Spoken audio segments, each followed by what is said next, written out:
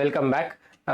ಈ ಹಿಂದೆ ನಾವು ಆಲ್ರೆಡಿ KS ಪ್ರಿಲಿಮ್ಸ್ಗೆ ಎನ್ವಿರಾನ್ಮೆಂಟ್ ಅಂಡ್ ಎಕಾಲಜಿನ ಸಿಲೆಬಸ್ ಓರಿಯೆಂಟೇಷನ್ ನೋಡಿದ್ವಿ. ಮುಂದುವರಿದ ಭಾಗವಾಗಿ we have started our environment classes for environment from the perspective of KS prelims.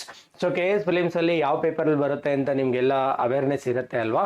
So KS prelims ಅಲ್ಲಿ 2 ಪೇಪರ್ ಇರುತ್ತೆ, ಪ್ರಿಲಿಮ್ಸ್ 1 ಪೇಪರ್ 1 ಮತ್ತೆ ಪೇಪರ್ 2.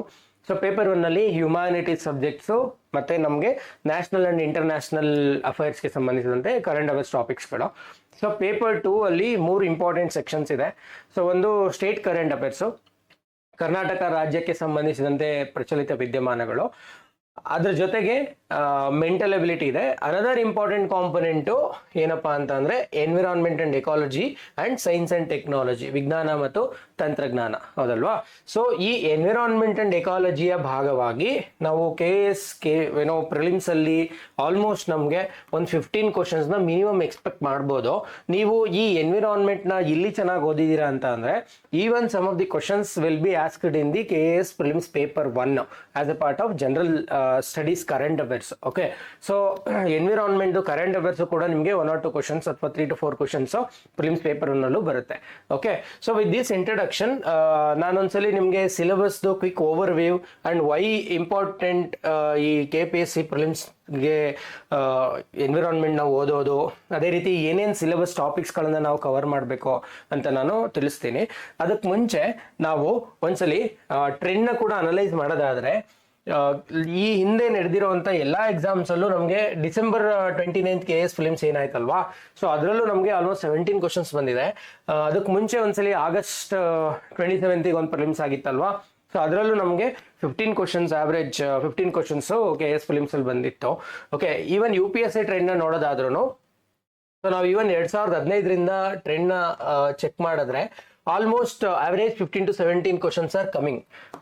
ಎಸ್, ಸೊ ಆವರೇಜ್ ನೋಡಿ 2015 ಅಲ್ಲಿ 17 ಕ್ವಶನ್ ಬಂದಿದೆ, 2016 ಅಲ್ಲಿ 20 ಕ್ವಶನ್ಸ್, 17 ಅಲ್ಲಿ 15 ಕ್ವಶನ್ಸ್. ಸೊ ರೀಸೆಂಟ್ ಆಗಿ ತಗೊಳ್ಳೋದಾದ್ರೆ 2022 ಅಲ್ಲಿ 19 ಕ್ವಶನ್ಸ್, 2023 ಅಲ್ಲಿ 16 ಕ್ವಶನ್ಸ್ ಬಂದಿದೆ. ಸೊ ಇದೆಲ್ಲ ಟ್ರೆಂಡ್ ನ ನೋಡ್ತಾ ಇದ್ರೆ ಈವನ್ ಇದೇ ತರ ಎವಾಲ್ವಿಂಗ್ ಟ್ರೆಂಡ್ ನಮ್ಮ KPSC ಕೂಡ ಅಡಾಪ್ಟ್ ಮಾಡ್ಕೊಳ್ತಾ ಇರೋದು. ಅದು ಅಲ್ಲದೆ ಪೇಪರ್ 2 ಅಲ್ಲಿ ನಮಗೆ ಎಕ್ಸ್ಕ್ಲೂಸಿವ್ ಆಗಿ ಅವರು ಎನ್ವಿರಾನ್ಮೆಂಟ್ ಸಿಲೆಬಸ್ನೇ ಮೆನ್ಷನ್ ಮಾಡಿದ್ದಾರೆ. ಓಕೆ, ಪರಿಸರಕ್ಕೆ ಸಂಬಂಧಿಸಿದಂತೆ ಸವಾಲುಗಳು ಅಂತ ಹೇಳಿ. ಸೊ ಅದ್ರ ಭಾಗವಾಗಿ they will ask questions related to environment. So ನಾವು we will just see what are the syllabus ಹೆಡ್ಡಿಂಗ್ಸ್ಗಳು, ಯಾವ್ಯಾವ ಒಂದು ಸಿಲೆಬಸ್ನ ನಾವು ಕವರ್ ಮಾಡಬೇಕು ಅಥವಾ ಮೇಜರ್ ಕೀವರ್ಡ್ಸ್ಗಳೇನು ಅಥವಾ ಕೀ ಟರ್ಮ್ಸ್ಗಳೇನು ಅಂತ ನೋಡೋಣ. ಸೊ ಅದಕ್ಕೆ ಹೋಗೋಕೆ ಮುಂಚೆ ಇಲ್ಲಿ just show the outline of the syllabus. ನಿಮ್ಗೆ ಎಲ್ರಿಗೂ ಗೊತ್ತಿದೆ, ಪ್ರಿಲಿಮ್ಸ್ ಪೇಪರ್ 1 ಅಲ್ಲಿ ಹ್ಯುಮ್ಯಾನಿಟೀಸ್ ಸಬ್ಜೆಕ್ಟ್ಸು ಮತ್ತೆ current affairs related to national and international importance ಇರುತ್ತೆ.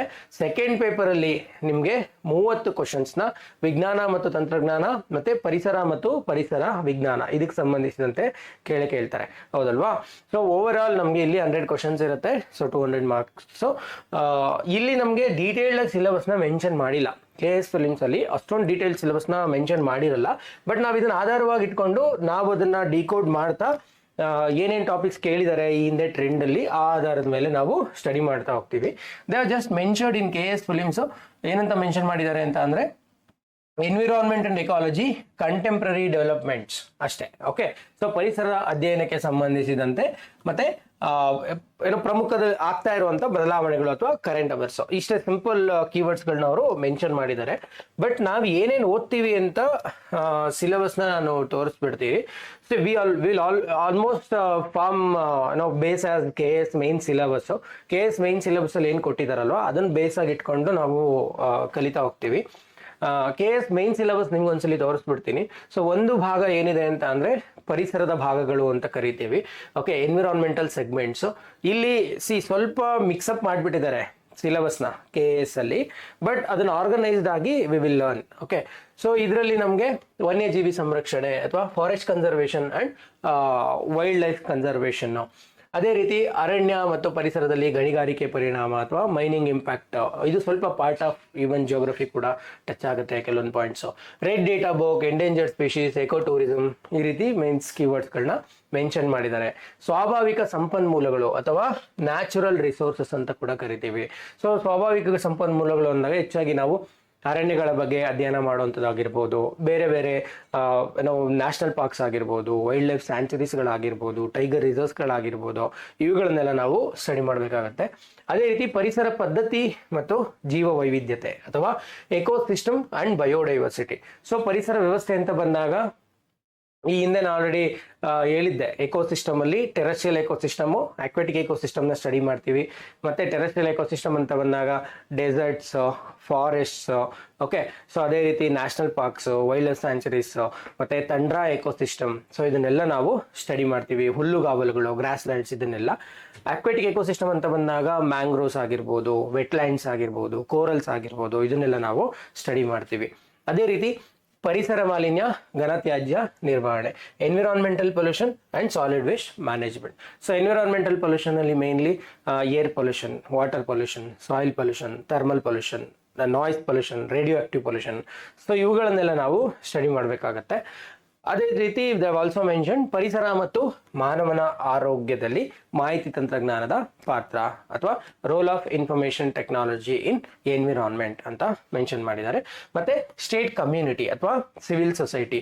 ಸೊ ರಾಜ್ಯ ಸಮುದಾಯದ ಸಹಭಾಗಿತ್ವದಲ್ಲಿ ಯಾವ ರೀತಿ ಈಗ ಜಂಟಿ ಅರಣ್ಯ ನಿರ್ವಹಣೆ ಆಗಿರ್ಬೋದು, ಅಥವಾ ಕಮ್ಯುನಿಟಿ ಪಾರ್ಟಿಸಿಪೇಷನ್ ಅಥವಾ ಸಮುದಾಯಗಳ ಭಾಗವಹಿಸುವಿಕೆ ಮುಖಾಂತರ ಯಾವ ರೀತಿ ಅರಣ್ಯಗಳನ್ನ ಸಂರಕ್ಷಣೆ ಮಾಡ್ತಾರೆ, ಅದನ್ನೆಲ್ಲ ನಾವು ಸ್ಟಡಿ ಮಾಡಬೇಕಾಗತ್ತೆ. ಇದು ಜಸ್ಟ್ ರಫ್ಲಿ they have mention the syllabus.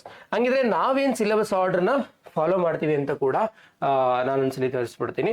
So sources I mostly recommend, ನಾವೇನು ಆಲ್ಮೋಸ್ಟ್ ನೋಟ್ಸ್ ಕೊಡ್ತೀನಿ, ಸೊ ಅದನ್ನೇ ರೆಫರ್ ಮಾಡ್ಬೋದು. ಇಲ್ಲ ಸರ್ ನನಗೆ ಸ್ವಲ್ಪ ಬೇಸಿಕ್ಸು ತುಂಬ ವೀಕ್ ಇದೆ ಅಂತ ಅಂದರೆ you can also rely upon some basic NCERTsಗಳು. NCERT ಕ್ಲಾಸ್ 7ಅಲ್ಲಿ ಅವರ್ ಎನ್ವಿರಾನ್ಮೆಂಟ್ ಅಂತ ಒಂದು ಕ್ಲಾಸ್ 7 NCERT ಇದೆ. ಕ್ಲಾಸ್ 11 ಜಿಯೋಗ್ರಫಿಲಿ ಒಂದು ಯೂನಿಟ್ ಇದೆ, ಲೈಫ್ ಆನ್ ದಿ ಅರ್ತ್ ಅಂತ. ಇವೆಲ್ಲ ಬೇಸಿಕ್ ಕಾನ್ಸೆಪ್ಟ್ಸ್ಗಳು. ಎನ್ವಿರಾನ್ಮೆಂಟಲ್ ಎಜುಕೇಷನ್ ICSE ಇದು ಮೆಟೀರಿಯಲ್. ಅದೇ ರೀತಿ ಬಯಾಲಜಿ NCERTಲಿ ಎಕಾಲಜಿ ಸ್ವಲ್ಪ ಚಾಪ್ಟರ್ ಮೆನ್ಷನ್ ಮಾಡಿದ್ದಾರೆ. ಇದು ನೀವೇನಾದರೂ ತುಂಬ ಕೋರ್ ಬೇಸಿಕ್ ಇಂದ ಸ್ಟಾರ್ಟ್ ಮಾಡಬೇಕು, ನನಗೆ ಫಂಡಮೆಂಟಲ್ ನಾಲೆಡ್ಜು ಇಲ್ಲ ಇದ್ರ ಬಗ್ಗೆ ಅನ್ನೋರು ಇದನ್ನ ಡಿಪೆಂಡ್ ಆಗ್ಬೋದು.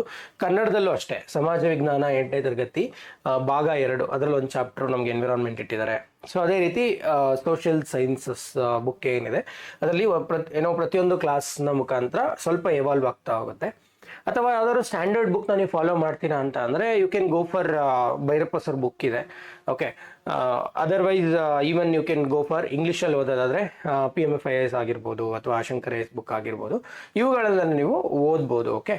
ಸೊ ಅಪಾರ್ಟ್ ಫ್ರಮ್ ದಟ್ ಸ್ವಲ್ಪ ಪ್ರೀವಿಯಸ್ ಇಯರ್ ಕ್ವಶನ್ನ ರೆಫರ್ ಮಾಡಿ ನೀವು ಥೀಮ್ಸ್ಗಳನ್ನು ಐಡೆಂಟಿಫೈ ಮಾಡ್ಕೋಬೇಕಾಗತ್ತೆ, ಓಕೆ. ಸೊ ಅದಾದಮೇಲೆ coming to the syllabus which we will follow. ನಾವು ಏನು ಸಿಲೆಬಸ್ ಫಾಲೋ ಮಾಡ್ತೀವಿ ಅಥವಾ ಏನೇನು ಟಾಪಿಕ್ಗಳನ್ನ ನಮ್ಮ ಈ KS ದೃಷ್ಟಿಯಿಂದ ಕವರ್ ಮಾಡ್ತೀವಿ ಅಂತ ಹೇಳ್ಬಿಡ್ತೀನಿ.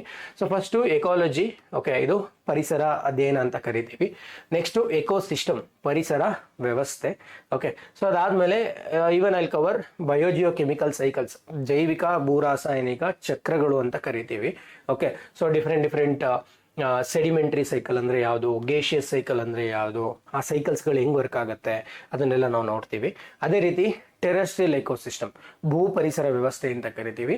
ನಾನು ಆಲ್ರೆಡಿ ಹೇಳಿದೆ, ಟೆರೆಸ್ಟ್ರಿಯಲ್ ಎಕೋಸಿಸ್ಟಮ್ನ ನಾವು ಡಿಫ್ರೆಂಟ್ ಟೈಪ್ಸ್ ಆಗಿ ಸ್ಟಡಿ ಮಾಡ್ತೀವಿ. ಅರಣ್ಯಗಳು, ಅದೇ ರೀತಿ ಹುಲ್ಲುಗಾವಲುಗಳು, ಅದೇ ರೀತಿ ಮರುಭೂಮಿಗಳು, ತಂಡ್ರಾ ಎಕೋಸಿಸ್ಟಮ್, ಈ ರೀತಿ ಸ್ಟಡಿ ಮಾಡ್ತೀವಿ.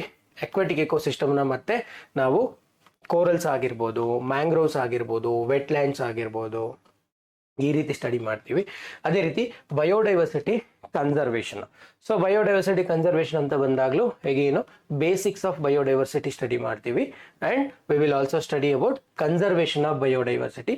ಕನ್ಸರ್ವೇಷನ್ ಅಂತ ಬಂದಾಗ ನ್ಯಾಷನಲ್ ಎಫರ್ಟ್ಸ್ ಏನು, ರಾಷ್ಟ್ರೀಯ ಮಟ್ಟದ ಪ್ರಯತ್ನಗಳೇನು, ಅದೇ ರೀತಿ ಇಂಟರ್ನ್ಯಾಷನಲ್ ಎಫರ್ಟ್ಸ್ ಏನು, ಅಂತಾರಾಷ್ಟ್ರೀಯ ಮಟ್ಟದ ಪ್ರಯತ್ನಗಳೇನು ಅಂತ ಅಧ್ಯಯನ ಮಾಡ್ತೀವಿ. ಅದೇ ರೀತಿ ಕನ್ಸರ್ವೇಷನ್ ಮೆಥಡ್ಸ್ಗಳೇನು, okay. So conservation methods, in situ conservation ಅಂದರೆ ಏನು, ಎಕ್ಸಿಟು ಅಂದರೆ ಏನು, ಇದನ್ನೆಲ್ಲ ನಾವು ಡಿಫ್ರೆಂಟ್ ವೇಸ್ ಆಫ್ ಕನ್ಸರ್ವೇಷನ್ನ ಸ್ಟಡಿ ಮಾಡ್ತೀವಿ. ಅದೇ ರೀತಿ ಫಾರೆಸ್ಟ್ ಕನ್ಸರ್ವೇಷನ್, ಅರಣ್ಯಗಳ ಸಂರಕ್ಷಣೆಗೆ ಬಂದಾಗ ಲಾಸ್ ಏನಿದೆ ಅಥವಾ ಪಾಲಿಸೀಸ್ಗಳೇನಿದೆ, ಅರಣ್ಯಗಳ ಸಂರಕ್ಷಣೆಗೆ ಸರ್ಕಾರ ಏನೇನು ಉಪಕ್ರಮಗಳನ್ನ ತಗೊಬಂದಿದೆ, ಓಕೆ. ಸೊ ಯಾವ ರೀತಿ ಅರಣ್ಯಗಳನ್ನು ಸಂರಕ್ಷಣೆ ಮಾಡ್ತೀವಿ, ಸಮುದಾಯದ ಸಹಭಾಗಿತ್ವದಲ್ಲಿ ಯಾವ ರೀತಿ ಅರಣ್ಯಗಳನ್ನ ಸಂರಕ್ಷಣೆ ಮಾಡ್ತೀವಿ. ಇದನ್ನೆಲ್ಲ ನಾವು ಸ್ಟಡಿ ಮಾಡ್ತೀವಿ. ಅದೇ ರೀತಿ ಡೆಸರ್ಟಿಫಿಕೇಶನ್ ಕನ್ವೆನ್ಷನ್ಸ್ಗಳನ್ನ ಓದ್ತೀವಿ, ಕಾರಣಗಳನ್ನ ಓದ್ತೀವಿ. ಲ್ಯಾಂಡ್ ಡಿಗ್ರೇಡೇಷನ್ ಅಂದ್ರೆ ಏನು, ಡೆಸರ್ಟಿಫಿಕೇಶನ್ ಅಂದ್ರೆ ಏನು, ಅದನ್ನೆಲ್ಲ ನಾವು ಸ್ಟಡಿ ಮಾಡ್ತೀವಿ. ಅದೇ ರೀತಿ ಕ್ಲೈಮೇಟ್ ಚೇಂಜ್ ಚಾಪ್ಟರ್ನ ಓದೋಣ. ಸೊ ಕ್ಲೈಮೇಟ್ ಚೇಂಜ್ ಅಲ್ಲೂ ಅಷ್ಟೇ basics of climate change, green house effect ಅಂದ್ರೆ ಏನು, ಅದೇ ರೀತಿ ಓಝೋನ್ ಲೇಯರ್ ಡಿಪ್ಲೀಷನ್ ಅಂತ ಅಂದ್ರೆ ಏನು, ಹವಾಮಾನ ಬದಲಾವಣೆಗೆ ಸಂಬಂಧಿಸಿದಂತೆ ಅಂತಾರಾಷ್ಟ್ರೀಯ ಮಟ್ಟದಲ್ಲಿರುವಂಥ ಸಮಾವೇಶಗಳು ಯಾವ್ಯಾವುದು, ಅದೇ ರೀತಿ ಭಾರತ ಯಾವುದ್ರಲ್ಲಿ ಭಾಗಿಯಾಗಿದೆ. ಸೊ ಇವುಗಳನ್ನೆಲ್ಲ ನಾವು ಕ್ಲೈಮೇಟ್ ಚೇಂಜಲ್ಲಿ pollution I already told, different types of pollution ನೋಡ್ತೀವಿ. Different types of renewable energy ರಿಸೋರ್ಸಸ್ಗಳು ಅಥವಾ ನವೀಕರಿಸಬಹುದಾದ ಇಂಧನದ ಮೂಲಗಳನ್ನು ನಾವು ಅಧ್ಯಯನ ಮಾಡ್ತೀವಿ. ಅದೇ ರೀತಿ ಸಸ್ಟೈನಬಲ್ ಡೆವಲಪ್ಮೆಂಟ್, ಸುಸ್ಥಿರ ಅಭಿವೃದ್ಧಿ. ಸೊ ಇದು ನಾವು ಫಾಲೋ ಮಾಡುವಂಥ ಒಂದು ಸಿಲೆಬಸ್. ಓಕೆ, ಸೊ ಇಲ್ಲಿ ತನಕ ನಿಮಗೆ ಬೇಸಿಕ್ ಐಡಿಯಾ ಬಂದಿದ್ರೆ ನಾವು I will start with some of the basic aspects of ecology and environment. So ecology and environment as a core concept ಹೋಗೋಕೆ ಮುಂಚೆ ವಾಟ್ ವಿ ವಿಲ್ ಅಂಡರ್ಸ್ಟ್ಯಾಂಡ್ ಅಂತ ಅಂದ್ರೆ, ಕಾನ್ಸ್ಟಿಟ್ಯೂಷನ್ ಏನಾದರೂ ಇದೆಯಾ ಅಥವಾ ಕಾನ್ಸ್ಟಿಟ್ಯೂಷನ್ ಅಲ್ಲಿ ಏನಾದರೂ ಪ್ರಾವಿಷನ್ಸ್ ಇದೆಯಾ, ಸಂವಿಧಾನದಲ್ಲಿ ಪರಿಸರದ ಸಂರಕ್ಷಣೆಗೆ ಸಂಬಂಧಿಸಿದಂತೆ ಏನಾದರೂ ಪ್ರಾವಧಾನಗಳಿದೆಯಾ ಅಂತ ನೋಡೋಣ. ಸೊ ಇದೆ ಅಂತ ಅನ್ನೋರು ಹೇಳಿ ನೋಡೋಣ ಏನಿದೆ. Okay, yes. So we have different provisions like ಒಂದು we can say fundamental right, ಹೌದಲ್ವಾ? ಸೊ ಯಾವುದು ಫಂಡಮೆಂಟಲ್ ರೈಟ್ ಅಥವಾ ಮೂಲಭೂತ ಹಕ್ಕು ಅಂತ ಏನು ಕರಿತೀವಿ. ಸೊ ಯಾವ ಫಂಡಮೆಂಟಲ್ ರೈಟ್ ಇದೆ? ಹವಾಮಾನ ಬದಲಾವಣೆ ಅಥವಾ ಕ್ಲೈಮೇಟ್ ಚೇಂಜ್ ಅಥವಾ ಎನ್ವಿರಾನ್ಮೆಂಟ್ ಅಥವಾ ಪರಿಸರದ ಸಂರಕ್ಷಣೆಗೆ ಸಂಬಂಧಿಸಿದಂತೆ ಇರುವಂಥ ಫಂಡಮೆಂಟಲ್ ರೈಟ್ ಯಾವುದು? We have one right called right to life, ಹೌದಲ್ವಾ? ಸೊ ರೈಟ್ ಟು ಲೈಫ್ ಅಥವಾ ಜೀವಿಸುವ ಹಕ್ಕು ಅಂತ ಕೂಡ ಕರಿತೀವಿ. ಓಕೆ, ಜೀವಿಸುವ ಹಕ್ಕು. ಓಕೆ, ಸೊ ಏನು ಹೇಳುತ್ತೆ?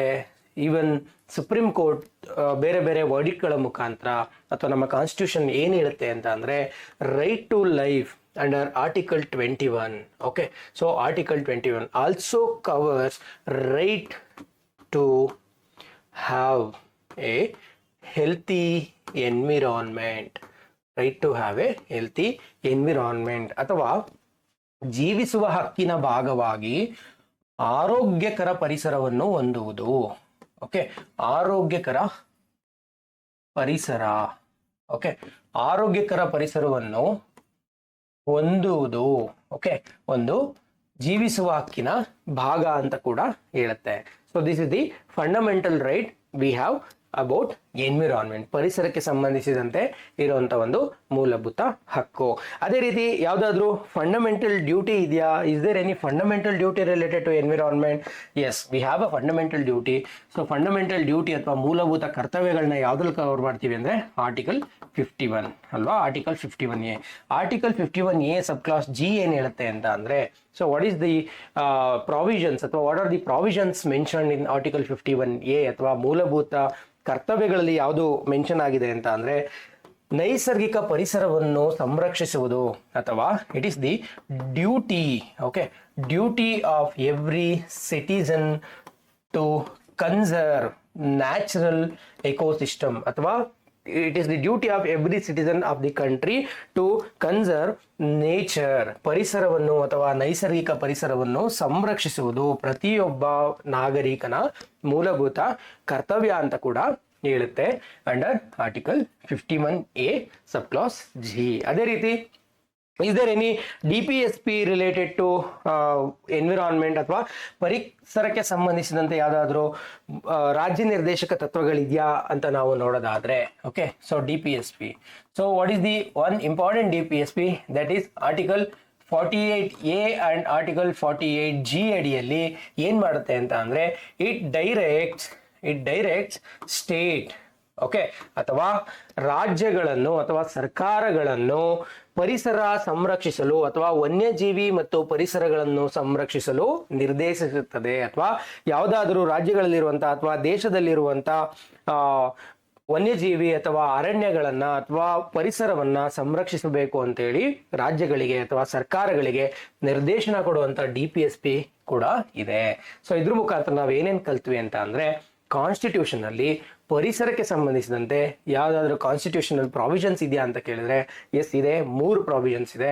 ಒಂದು with respect to fundamental right. So ಯಾವುದದು ಫಂಡಮೆಂಟಲ್ ರೈಟ್ ಅಂತ ಅಂದ್ರೆ ದ ಫಂಡಮೆಂಟಲ್ ರೈಟ್ ಅಥವಾ right to life under article 21 says that, ಅಥವಾ ಅನುಚ್ಛೇದ 21ರ ಅಡಿಯಲ್ಲಿ ಪರಿಸರವನ್ನು ಸಂರಕ್ಷಿಸುವುದು ಅಥವಾ ಜೀವಿಸುವ ಹಕ್ಕಿನ ಭಾಗವಾಗಿ ಆರೋಗ್ಯಕರ ಪರಿಸರವನ್ನು ಹೊಂದುವುದು ಪ್ರತಿಯೊಬ್ಬ ನಾಗರಿಕನ ಮೂಲಭೂತ ಹಕ್ಕು ಅಂತ ಹೇಳುತ್ತೆ. ಅದೇ ರೀತಿ with respect to fundamental duty ಅಥವಾ ಮೂಲಭೂತ ಕರ್ತವ್ಯ ಅಂತ ಹೇಳಿದ್ರೆ ಪರಿಸರವನ್ನು ಸಂರಕ್ಷಿಸುವುದು ಅಥವಾ ನೈಸರ್ಗಿಕ ಪರಿಸರವನ್ನು ಅಭಿವೃದ್ಧಿಪಡಿಸುವಂಥದ್ದು ಅಥವಾ protection and development of natural environment is the duty of every citizen of the country. ಅದೇ ರೀತಿ there is a DPSP under 48A which directs the state to protect ಅಥವಾ the state should endeavor to protect and conserve the nature ಅಥವಾ ಪರಿಸರವನ್ನು ಅಥವಾ ಸ್ವಾಭಾವಿಕ ಪರಿಸರವನ್ನು ಸಂರಕ್ಷಿಸುವುದು ಮತ್ತು ಅಭಿವೃದ್ಧಿಪಡಿಸುವುದು ಪ್ರತಿಯೊಂದು ಸರ್ಕಾರಗಳ ಅಥವಾ ರಾಜ್ಯದ ಕರ್ತವ್ಯ ಅಂತ ಕೂಡ ಹೇಳುತ್ತೆ. So after this basic introduction ನಾವು we will learn what is environment. ಹಂಗಿದ್ರೆ ಇದೆಲ್ಲ ನಮಗೆ ಪ್ರಾವಿಷನ್ಸ್ ಆಫ್ ಕಾನ್ಸ್ಟಿಟ್ಯೂಷನ್ ಹೇಳ್ತಾ ಇದೆ ಪರಿಸರವನ್ನು ಸಂರಕ್ಷಣೆ ಮಾಡಬೇಕು ಅಂತ. ಸೊ ಹಂಗಿದ್ರೆ ಏನು ಪರಿಸರ ಅಂದ್ರೆ what is environment? If anybody of you can say what is environment? ಪರಿಸರ ಅಂದ್ರೆ ಏನು? Environment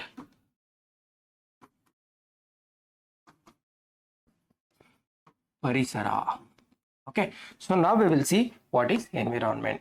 A very simple or a very layman definition, ನಾವು ಒಂದು ಕಾಮನ್ ಡೆಫಿನೇಷನ್ ನಾವು ಪರಿಸರಕ್ಕೆ ಸಂಬಂಧಿಸಿದಂತೆ ಹೇಳ್ಬೋದು ಅಂತ ಅಂದ್ರೆ simple definition, everything, okay, everything that surrounds us,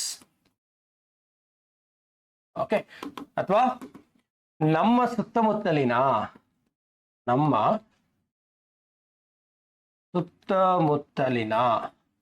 ವಾತಾವರಣವನ್ನು, ಓಕೆ, ಹೌದಲ್ವಾ?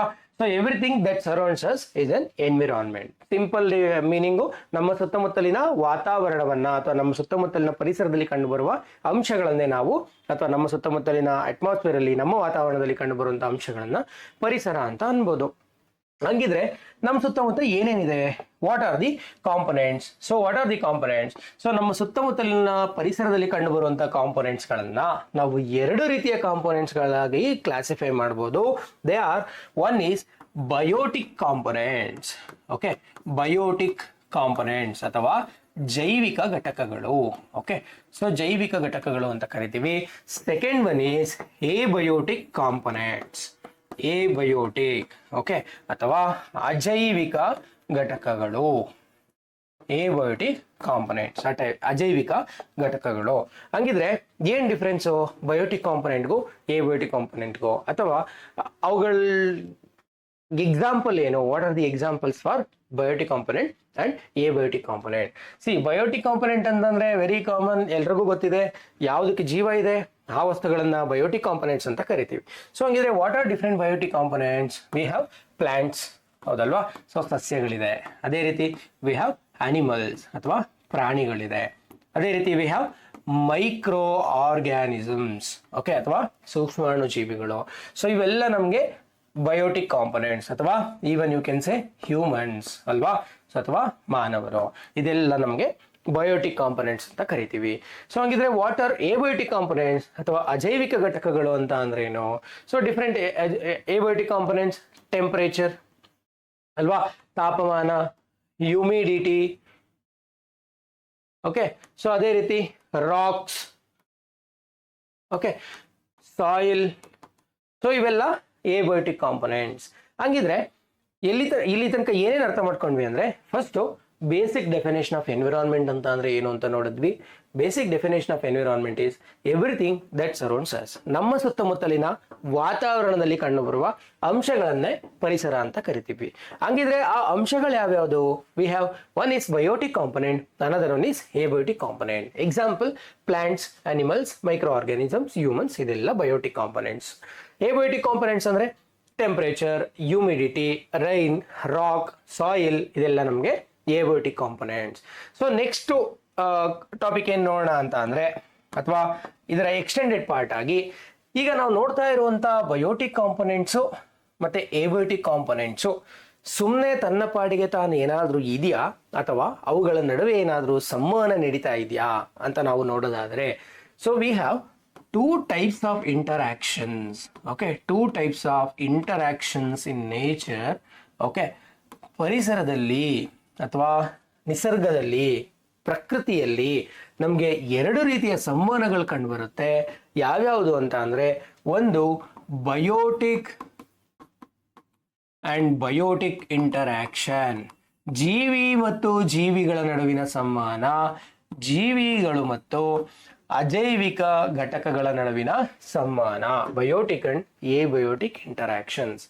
ಸೊ ಹಂಗಿದ್ರೆ ನಾವು ಏನ್ ಕಲ್ತ್ವಿ ಅಂತ ಅಂದ್ರೆ, ನಾವು ನೋಡ್ತಾ ಇರುವಂತಹ ಪ್ರಕೃತಿಯಲ್ಲಿ ನಮ್ಮ ಸುತ್ತಮುತ್ತಲಿನ ವಾತಾವರಣದಲ್ಲಿ ಎರಡು ರೀತಿಯ ಘಟಕಗಳಿದೆ. ಯಾವ್ಯಾವುದು ಅಂತ ಅಂದ್ರೆ, biotic components and we have abiotic components. Okay, abiotic components, ಜೈವಿಕ ಘಟಕಗಳು ಮತ್ತು ಅಜೈವಿಕ ಘಟಕಗಳು ಕಂಡು ಬರ್ತಾ ಇದೆ. ಹಂಗಿದ್ರೆ ಈ ಘಟಕಗಳು ತಮ್ಮ ಪಾಡಿಗೆ ತಾವು ಸ್ಟ್ಯಾಟಿಕ್ ಆಗಿದೆಯಾ ಅಥವಾ ಅವುಗಳು ಒಂದರ ನಡುವೆ ಏನಾದರೂ ಇನ್ನೊಂದು ಸಂವಹನ ನಡೆಸ್ತಾ ಇದೆಯಾ ಅಂತ ನಾವು ನೋಡೋದಾದ್ರೆ, ಇಂಟರಾಕ್ಷನ್ಸ್ಗಳು ನಡೀತಾ ಇದೆಯಾ ಅಥವಾ ಸಂವಹನಗಳು ನಾವು ನಡೀತಾ ಇದೆಯಾ ಅಂತ ನೋಡೋದಾದ್ರೆ, we have two important types of interactions in nature. ಅವು ಯಾವ್ಯಾವುದು ಅಂತ ಅಂದ್ರೆ, one type of interaction is biotic and biotic interaction.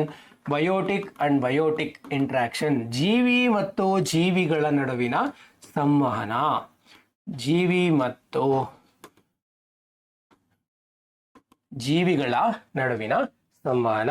Another type of interaction is biotic and abiotic. Biotic and abiotic interaction, ಜೀವಿ ಮತ್ತು ಅಜೈವಿಕ ಘಟಕಗಳ ನಡುವಿನ ಸಂವಹನ. ಹಂಗಿದ್ರೆ ಬಯೋಟಿಕ್ ಅಂಡ್ ಬಯೋಟಿಕ್ ಇಂಟ್ರಾಕ್ಷನ್ ಏನಕ್ಕೆ ನಡೆಯುತ್ತೆ, ಜೀವಿ ಮತ್ತು ಜೀವಿಗಳ ನಡುವಿನ ಸಂವಹನ ಏನಕ್ಕೆ ನಡೆಯುತ್ತೆ ಅಂತ ಅಂದ್ರೆ, the very first reason for biotic and biotic interaction is food ಅಲ್ವಾ. ಆಹಾರಕ್ಕೋಸ್ಕರ ಯಾವ ರೀತಿ, ಯಾವುದೋ ಒಂದು ಕಾರ್ನಿವೋರು ಇನ್ನೊಂದು ಹರ್ಬಿವೋರ್ನ ತಿಂದು ಬದುಕಬೇಕು, ಆಹಾರಕ್ಕೋಸ್ಕರ ಇಂಟರಾಕ್ಷನ್ ನಡೀತು. ಅದೇ ರೀತಿ another example for survival. Okay, ಆಹಾರ ಮತ್ತು ಉಳಿವಿಗಾಗಿ. ಮತ್ತೊಂದು ರೀಪ್ರೊಡಕ್ಷನ್. ಓಕೆ, ಸಂತಾನೋತ್ಪತ್ತಿ. Okay, so what are the reasons due to which biotic and biotic interactions are happening ಅಂತ ಅಂದ್ರೆ, ಅಥವಾ ಜೀವಿ ಮತ್ತು ಜೀವಿಗಳ ನಡುವಿನ ಸಂವಹನ ಏನಕ್ಕೆ ನಡೀತಾ ಇದೆ ಅಂತ ಅಂದ್ರೆ, it is happening for the survival, food and reproduction. ಆಹಾರ, ಉಳಿವು ಮತ್ತು ಸಂತಾನೋತ್ಪತ್ತಿಗೆ ನಡೀತಾ ಇರುತ್ತೆ. ಸೊ ಹಂಗಿದ್ರೆ Y biotic and abiotic interaction ಆಗ್ತಾ ಇದೆ ಅಂತ ಅಂದ್ರೆ, ಅಥವಾ ಜೀವಿ ಮತ್ತು ಅಜೈವಿಕ ಘಟಕಗಳ ನಡುವಿನ ಸಂವಹನ ಏನಕ್ಕೆ ನಡೀತಾ ಇದೆ ಅಂತ ಅಂದ್ರೆ, for growth. Okay, for growth, energy, okay, ಶಕ್ತಿಗೋಸ್ಕರ, ಬೆಳವಣಿಗೆಗೋಸ್ಕರ, ಅಥವಾ ಡೆವಲಪ್ಮೆಂಟ್. ಓಕೆ, ಡೆವಲಪ್ಮೆಂಟ್ ಅಥವಾ ಅಭಿವೃದ್ಧಿಗೋಸ್ಕರ. ಸೊ ಎಕ್ಸಾಂಪಲ್ಸ್ ನಾವು ನೋಡೋದಾದ್ರೆ, ಬಯೋಟಿಕ್ ಅಂಡ್ ಬಯೋಟಿಕ್ ಇಂಟ್ರಾಕ್ಷನ್ ಅಥವಾ ಜೀವಿ ಮತ್ತು ಜೀವಿಗಳ ನಡುವಿನ ಸಂವಹನಕ್ಕೆ ನಾವು ಎಕ್ಸಾಂಪಲ್ಸ್ ಗಳನ್ನ ನೋಡೋದಾದ್ರೆ, ನಾನೇನ್ ಹೇಳಿದೆ, ಫುಡ್, ಸರ್ವೈವಲ್, ರೀಪ್ರೊಡಕ್ಷನ್ ಅಂತ ಹೇಳಿದೆ. ಸೊ ಬಯೋಟಿಕ್ ಬಯೋಟಿಕ್ ಇಂಟ್ರಾಕ್ಷನ್ ನಲ್ಲಿ ಏನಾಗ್ತಾ ಇರುತ್ತೆ, ಯಾವುದೋ ಒಂದು ಹನಿ ಬಿ, ಓಕೆ, ಏನ್ ಮಾಡ್ತಾ ಇರುತ್ತೆ, ಇನ್ನೊಂದು ಪ್ಲಾಂಟ್ ಮೇಲೆ ಇಂಟ್ರಾಕ್ಷನ್, ಪ್ಲಾಂಟ್ ಜೊತೆ ಇಂಟ್ರಾಕ್ಷನ್ ನಡೀತಾ ಇರುತ್ತೆ. ಏನಕ್ಕೆ ಅಂತ ಅಂದ್ರೆ, ಫಾರ್ ಪಾಲಿನೇಷನ್ ನಡೀತಾ ಇರುತ್ತೆ ಅಲ್ವಾ, ಪರಾಗಸ್ಪರ್ಶ ಕ್ರಿಯೆ ಒಂದು ಎಕ್ಸಾಂಪಲ್ ಅಂತ ನಾವು ಹೇಳ್ಬೋದು. ಅದೇ ರೀತಿ ಇನ್ ರಿಟರ್ನ್ ಬಿಗೆ ಏನ್ ಸಿಗ್ತಾ ಇದೆ, ಆಹಾರ ಸಿಗ್ತಾ ಇದೆ ಅಥವಾ ನೆಕ್ಟರ್ ಸಿಗ್ತಾ ಇದೆ. ಅಥವಾ ಯಾವುದೋ ಒಂದು ಟೈಗರ್ ಅಥವಾ ಒಂದು ಕಾರ್ನಿವೋರು ಇನ್ನೊಂದು ಹರ್ಬಿವೋರ್ ಮೇಲೆ ಅಥವಾ ಯಾವುದೋ ಒಂದು ಡೀರ್ ಮೇಲೆ ಡಿಪೆಂಡ್ ಆಗಿದೆ ಅಥವಾ ಅವಲಂಬನೆ ಆಗಿದೆ, ಇನ್ನೊಂದು ಜೀವಿ ಮೇಲೆ ಅವಲಂಬನೆ ಆಗಿದೆ. ಏನಕ್ಕಾಗಿದೆ ಅಂತ ಅಂದ್ರೆ, ಫುಡ್ಗೋಸ್ಕರ, ಹೌದಲ್ವಾ. ಅದೇ ರೀತಿ ಒಂದು ಟೈಗರು ಇನ್ನೊಂದು ಟೈಗರ್ ಮೇಲೆ ಅವಲಂಬನೆ ಆಗಿದೆ, ಏನಕ್ಕಾಗಿರ್ಬೋದು, ರೀಪ್ರೊಡಕ್ಷನ್ಗೋಸ್ಕರ, ಸಂತಾನೋತ್ಪತ್ತಿಗೋಸ್ಕರ. ಸೊ ಈ ರೀತಿ ಇಂಟರಾಕ್ಷನ್ಸ್ ಗಳನ್ನ ನಾವು ಬಯೋಟಿಕ್ ಅಂಡ್ ಬಯೋಟಿಕ್ ಇಂಟ್ರಾಕ್ಷನ್ ಅಂತ ಕರಿತೀವಿ. ಓಕೆ, ಸೊ ಹಂಗಿದ್ರೆ what are the examples for biotic and abiotic interactions ಅಂತ ಅಂದ್ರೆ, for example we are dependent ಅಥವಾ human. Okay, so human dependent on air. Okay, so human dependent on air. ಏನಕ್ಕೆ, the reason is respiration ಅಲ್ವಾ. Reason is respiration ಅಥವಾ ಉಸಿರಾಟಕ್ಕಾಗಿ ಮಾನವನು ಗಾಳಿಯ ಮೇಲೆ ಅವಲಂಬಿತನಾಗಿದ್ದಾನೆ. ಸೊ ಇದರಿಂದ ಏನಾಯ್ತು, ನಮಗೆ ಎನರ್ಜಿಗೆ ಅಥವಾ ಗ್ರೋತ್ ಆಗೋದಕ್ಕೆ, ಡೆವಲಪ್ಮೆಂಟ್ ಆಗೋದಕ್ಕೆ ಹೆಲ್ಪ್ ಆಯ್ತು. ಅದೇ ರೀತಿ ಸಸ್ಯಗಳೇನಾದ್ರೂ ಈ ಬಯೋಟಿಕ್ ಅಂಡ್ ಏಬಯೋಟಿಕ್ ಇಂಟ್ರಾಕ್ಷನ್ ನಡೆಸ್ತಾ ಇದೆಯಾ? Yes, definitely. So plants they are dependent on sunlight, ಹೌದಲ್ವಾ? ಸನ್ಲೈಟ್ ಅಥವಾ ಸೂರ್ಯನ ಬೆಳಕಿನ ಮೇಲೆ ಅಥವಾ ಸೂರ್ಯನ ಕಿರಣಗಳ ಮೇಲೆ ಡಿಪೆಂಡ್ ಆಗಿದೆ. ಕಾರಣ ಏನು, ಯಾಕೆ ಡಿಪೆಂಡ್ ಆಗಿದೆ ಅಂತ ಅಂದ್ರೆ it is for photosynthesis. Okay, so photosynthesis ಅಥವಾ ದ್ಯುತಿ ಸಂಶ್ಲೇಷಣ ಕ್ರಿಯೆಗೆ ಡಿಪೆಂಡ್ ಆಗಿದೆ. ಸೊ ಹಂಗಿದ್ರೆ ಇಲ್ಲಿ ತನಕ ನಾವೇನೇನು ಕಲ್ತ್ವಿ ಅಂತ ನಾವು ಕ್ವಿಕ್ ಆಗಿ ಒಂದ್ಸಲ ರಿಕಾಲ್ ಮಾಡ್ಕೊಳ್ಳೋದಾದ್ರೆ, ಬೇಸಿಕ್ಸ್ ಆಫ್ ಎನ್ವಿರಾನ್ಮೆಂಟ್ ನೋಡಿದ್ವಿ. ಬೇಸಿಕ್ಸ್ ಆಫ್ ಎನ್ವಿರಾನ್ಮೆಂಟ್ ಏನು? ಎವ್ರಿಥಿಂಗ್ ದಟ್ ಸರೌಂಡ್ಸ್ ಅಸ್, ನಮ್ಮ ಸುತ್ತಮುತ್ತಲಿನ ವಾತಾವರಣದಲ್ಲಿ ಕಂಡುಬರುವ ಅಂಶಗಳನ್ನು ನಾವು ಪರಿಸರ ಅಥವಾ ಎನ್ವಿರಾನ್ಮೆಂಟ್ ಅಂತ ಕರಿತೀವಿ. ಸೊ ಹಂಗಿದ್ರೆ ಏನೇನು ಕಂಡು ಬರುತ್ತೆ? Biotic components, abiotic components. We have also seen example. So ಈ ಕಾಂಪೊನೆಂಟ್ಸ್ಗಳು ತಮ್ಮ ಪಾಡಿಗೆ ತಾವಿದೆಯಾ ಅಥವಾ ಅವುಗಳ ನಡುವೆ ಏನಾದರೂ ಇಂಟರಾಕ್ಷನ್ ನಡೀತಾ ಇದೆಯಾ ಅಂತ ನಾವು ನೋಡಿದ್ರೆ, there are two types of interactions in nature, that is biotic and biotic interaction, biotic and abiotic interaction. ಜೀವಿಗಳ ನಡುವಿನ ಸಂವಹನ, ಜೀವಿ ಮತ್ತು ಅವುಗಳ ಸುತ್ತಮುತ್ತಲಿನ ಪರಿಸರದ ಅಥವಾ ಅಭೌತಿಕ ಘಟಕಗಳ ನಡುವಿನ ಸಂವಹನ. Okay, so there are two types of interactions. Okay, so ಹಂಗಿದ್ರೆ ಆ ಇಂಟರಾಕ್ಷನ್ಸ್ ಏನಕ್ಕೆ ನಡೀತಾ ಇದೆ ಅಂತ ನಾವು ನೋಡೋದಾದ್ರೆ, so biotic and biotic interaction is happening for food, survival and reproduction. ಆಹಾರ, ಉಳಿವು, ಸಂತಾನೋತ್ಪತ್ತಿಗೋಸ್ಕರ. ಎಕ್ಸಾಂಪಲ್ಸ್ನ ಹೇಳ್ಬೋದಾ? ಪಾಲಿನೇಷನ್ ಅಥವಾ ರೀಪ್ರೊಡಕ್ಷನ್. ಓಕೆ, ಸೊ ಇವುಗಳೆಲ್ಲ ಬಯೋಟಿಕ್ ಅಂಡ್ ಬಯೋಟಿಕ್ ಇಂಟರಾಕ್ಷನ್ಸ್ಗೆ example. So biotic and abiotic ಇಂಟ್ರಾಕ್ಷನ್ಸ್ಗೆ ಎಕ್ಸಾಂಪಲ್ನ ನೋಡೋದಾದ್ರೆ, ರೆಸ್ಪಿರೇಷನ್, ಉಸಿರಾಟ ಕ್ರಿಯೆ. ಮಾನವ ಗಾಳಿ ಮೇಲೆ ಡಿಪೆಂಡ್ ಆಗಿದ್ದಾನೆ ಫಾರ್ ದಿ ರೆಸ್ಪಿರೇಷನ್. ಸಸ್ಯ ಸೂರ್ಯನ ಬೆಳಕಿನ ಮೇಲೆ, ಸನ್ಲೈಟ್ ಮೇಲೆ ಡಿಪೆಂಡ್ ಆಗಿದೆ ಫಾರ್ ದಿ ಫೋಟೋಸಿಂಥೆಸಿಸ್, ದ್ಯುತಿ ಸಂಶ್ಲೇಷಣೆ. ಓಕೆ, ಸೊ ಇಲ್ಲಿಂದನೇ ನಮ್ಗೆ ಇನ್ನೊಂದು ಕಾನ್ಸೆಪ್ಟ್ ಎಮರ್ಜ್ ಆಗುತ್ತೆ, that is ecology. Okay, so ecology. Sir ಹಂಗಿದ್ರೆ ವಾಟ್ ಈಸ್ ಎಕಾಲಜಿ? ಪರಿಸರ ಅಧ್ಯಯನ ಅಂದ್ರೆ ಏನು, ಅಥವಾ ಪರಿಸರಕ್ಕೂ ಪರಿಸರ ಅಧ್ಯಯನಕ್ಕೂ ಏನ್ ಡಿಫ್ರೆನ್ಸ್ ಸರ್? ಸೊ ನಾವೇನು ಹೇಳಿದ್ವಿ? What are the different types of interactions ಅಂತ ಹೇಳಿದ್ವಿ. Biotic interaction, biotic and abiotic interactions. ಈ ಇಂಟರಾಕ್ಷನ್ಸ್ಗಳನ್ನ ಸ್ಟಡಿ ಮಾಡ್ತೀವಲ್ವಾ, ಜೀವಿಗಳ ನಡುವಿನ ಸಂವಹನ ಮತ್ತು ಜೀವಿಗಳು ತಮ್ಮ ಸುತ್ತಮುತ್ತಲಿನ ಪರಿಸರದ ನಡುವೆ ನಡೆಸುವ ಸಂವಹನ ನಾವೇನು ಸ್ಟಡಿ ಮಾಡ್ತೀವಿ ಅಲ್ವಾ, ಅಥವಾ ತಮ್ಮ ಭೌತಿಕ ಪರಿಸರದ ನಡುವೆ ನಡೆಸುವಂಥ ಸಂವಹನ ನಾವು ಸ್ಟಡಿ ಮಾಡ್ತೀವಲ್ವಾ, ಅದನ್ನೇ ನಾವು ಏನಂತ ಕರಿತೀವಿ ಅಂತ ಅಂದ್ರೆ ಎಕಾಲಜಿ ಅಥವಾ ಎಕಾಲಜಿಕಲ್ ಇಂಟರಾಕ್ಷನ್ಸ್ನ ಸ್ಟಡಿ ಮಾಡುವಂಥ ಶಾಸ್ತ್ರವನ್ನ ನಾವು ಎಕಾಲಜಿ ಅಂತ ಕರಿತೀವಿ. ಎಕಾಲಜಿ ಅನ್ನುವಂಥ ಟರ್ಮ್ ಅನ್ನ ಅರ್ನ್ಸ್ಟ್ ಹ್ಯಾಕಲ್ ಅನ್ನೋರು ಕೊಟ್ಟಿದ್ದಾರೆ. Okay, so all these key facts related to basics of ecology and environment ಅರ್ಥ ಆಗಿದೆ ಅಂತ ಅನ್ಕೊಳ್ತೀನಿ.